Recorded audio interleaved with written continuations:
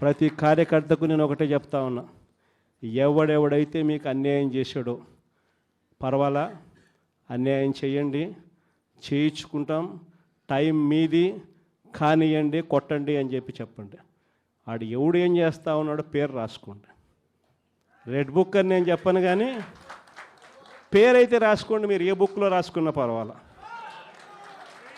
పేరైతే మీరు రాసుకోండి. దాని తర్వాత మాత్రం అన్యాయం చేసినోనికి సినిమా మాత్రం మనం చూపిస్తామని చెప్తాను. ఆ మనిషి రిటైర్డ్ అయి ఉన్నా కూడా లాక్కొని వస్తా, ఆ మనిషి దేశం విడిచిపెట్టిపోయినా లాక్కొని వస్తా. ఎవరిని వదిలిపెట్టేది ఉండదు. ఒక్కొక్కడికి మాత్రం సినిమా మాత్రం ఎలా చూపించానో అలా చూపిస్తామని మాత్రం చెప్తాను. ఖచ్చితంగా వీళ్ళు ఏదైతే నాటుతున్నారో, ఏదైతే ఇత్తుతున్నారో, ఇది రెండింతలు వీళ్ళకు పండే కార్యక్రమం కూడా జరుగుతుందని మాత్రం ప్రతి కార్యకర్తకు గట్టిగా చెప్పండి. ఎందుకనంటే ఈరోజు రాష్ట్ర వ్యాప్తంగా ఇదే జరుగుతూ ఉంది. ఒక్కొక్కని కథ వింటూ ఉంటే నిజంగా మనసుకు బాధ కలుగుతుంది. ఆ బాధ ఎలాంటి బాధ అంటే చెప్పలేం. అసలు మంగళగిరిలో ఒక పాపను, కృష్ణవేణి మంగళగిరి పాప, సోషల్ మీడియా పాప తీసుకొని పోయి, ఆడపాపను కూడా, ఆడ కూతురని కూడా చూడుకోకుండా తీసుకొని పోయి హైదరాబాద్ నుంచి ఎత్తుకొని వచ్చి స్టేషన్లలో పెడతా ఉన్నారు. ఇంకొక పాప సుధారాణి, ఆ పాపను నెలలు ఈ స్టేషన్ నుంచి శ్రీకాకుళం నుంచి తిప్పినారు. శ్రీకాకుళం నుంచి కింద దాకా అన్ని స్టేషన్లు తిప్పుకుంటూ నెల రోజుల పాటు బెయిల్ రాకోకుండా తిప్పినారు. ఆడవాళ్ళను, ఆడ కూతుర్లను కూడా చూడుకోకుండా కేవలం వీళ్ళకి వ్యతిరేకంగా పోస్ట్ పెట్టిందని ఇంత దౌర్జన్యంగా జరుగుతూ ఉన్నారు. వంశీ అని ఇప్పటికి నెలన్నర అయిపోయింది.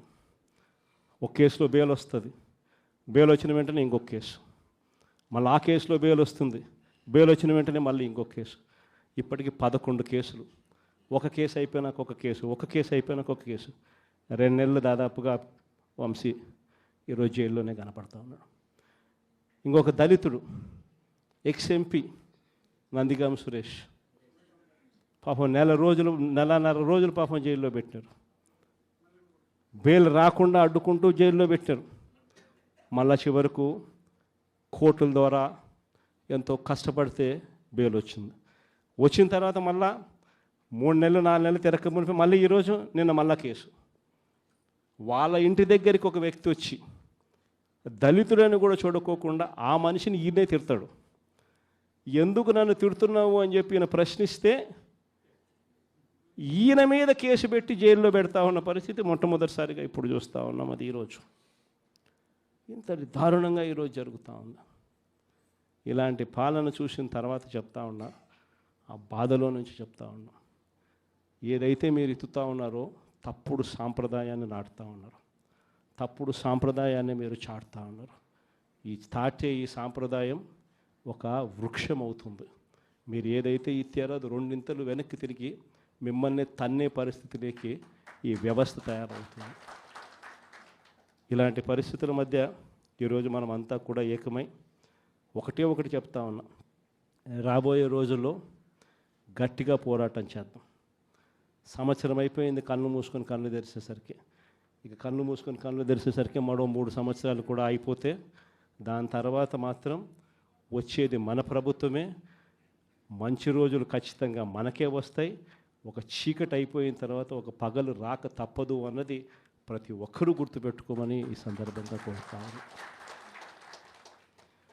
ప్రతి అడుగులోనూ కూడా సంవత్సరం అయిపోయింది కాబట్టి ఇక రాబోయే రోజుల్లో ఇంకా ఉధృతంగా కూడా ఉద్యమాలు చేయాల్సిన పరిస్థితుల మధ్య మన పార్టీ ప్రయాణం సాగుతుంది. ఈ లోపల మనం గ్రామ స్థాయి దాకా కూడా మనం వెళ్ళిపోయి గ్రామ కమిటీస్ ఫామ్ చేసుకోవడం దగ్గర నుంచి మొదలెట్టి బూత్ కమిటీస్ ఫామ్ చేయడం దగ్గర వరకు కూడా పూర్తిగా మనం చేసుకోవాల్సిన కార్యక్రమాలు, ఏర్పాట్లు అన్నీ కూడా వ్యవస్థీకరణగా మనం చేసుకునే కార్యక్రమం మనం చేసుకుందాం. దాని తర్వాత ఉద్యమ బాట పట్టాల్సిన సమయంలో ఖచ్చితంగా ఉద్యమ బాట పడుతూ ఈ ప్రభుత్వం చేస్తూ ఉన్న తప్పులను ఎండగడుతూ, ప్రభుత్వం చేస్తూ ఉన్న తప్పుడు పనులను ప్రజలకు ఎత్తి చూపుతూ మీ పాత్ర మీరు పోషించాల్సిన సమయం కూడా వచ్చింది అని చెప్పడానికి ఈ సమావేశాలన్నీ కూడా ఏర్పాటు చేసి మీ అందరి సహాయ సహకారాలు కూడా తీసుకునే కార్యక్రమం కూడా చేస్తూ ఉన్నాం.